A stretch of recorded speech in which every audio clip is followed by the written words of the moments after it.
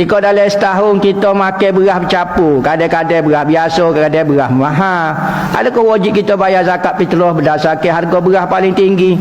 Saya juga keliru dengan majlis agama menetapkan berapa kadar harga zakat terah mengikut jenis beras. Jika seorang membayar pada kadar paling rendah, adakah zakat tetap sah dan bagaimana pemohonnya? Gini masalahnya. Zakat ni, zakat terah kita nak bayar ni bulan puasa ni, zakat terah kita kena bayar. Zakat terah ni tak syarat orang kaya dah. Orang miskin pun kena bayar. Ya zakat ni biasa orang kaya. Tapi zakat ni terah ni orang miskin. Hak penting dia ada makanan pada malam raya, hari raya dan malam raya kedua. Ya ada makanan saja 3 waktu ni, orang tu dikira wajib nak bayar zakat terah. Tak kata syarat macam orang ada harta, zakat harta tu bab lain, tu zakat lain.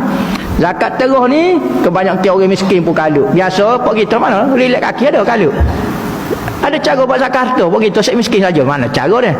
Tapi apabila boleh puasa, kalut pak kita buat zakat terah. Sebab zakat terah ni bukan orang kaya saja, orang miskin pun masuk. Apabila lagu tu kita makan beras apa dia kena bayar menurut makanan kita. Tak boleh kita makan bagi sedap, zakat bagi rendah. Comel ke tak lagu ni? Sebelum kita tak kata sah dulu. Comel ke tak lagu ni?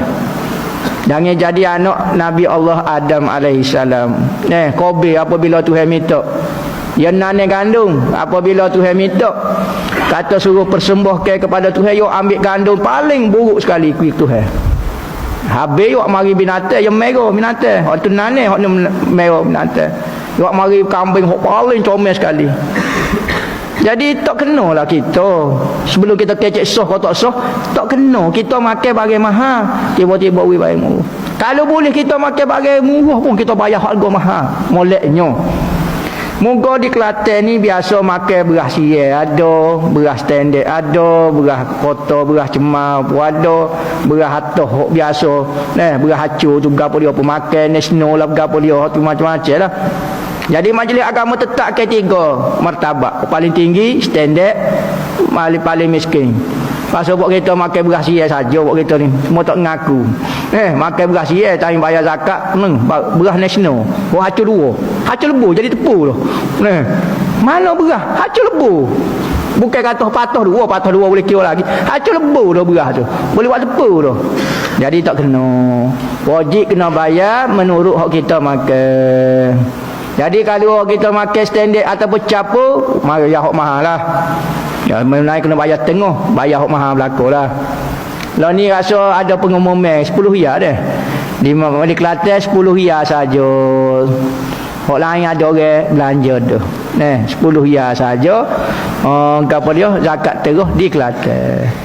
Siapa dia nak malam raya berada di Kelantan boleh bayar zakat di Kelantan. Malam raya kalau rasa duduk di Kelantan boleh bayar zakat di Kelantan. Malam raya waktu wajib untuk bayar zakat terah. Klik nak raya di Kelantan kena bayar zakat di Kelantan. Kita duduk di Kuala Lumpur bayar di Kuala Lumpur, klik raya di Kelantan tak sah. Kena bayar tepat malam raya. Bila waktu wajib bayar zakat terah? Malam raya. Kita berada di mana? Balik kampung masa tu. Pas saya bayar dah di masjid di Amerika Selatan. Tak boleh. Kena pergi minta mula tak email adi tak email. Ambo nak balik bayar di Kelantan. Jauh Amerika Selatan. Orang beraya situ. Tak boleh. Yang kena bayar di tempat kita beraya ataupun malam raya. Lagu tu. Jadi tidak sah kalau bayar tidak kena. Ada setengah negeri buat sah harga saja. Sah harga. Tak ada 2 3 tak ada pilihan perkasa.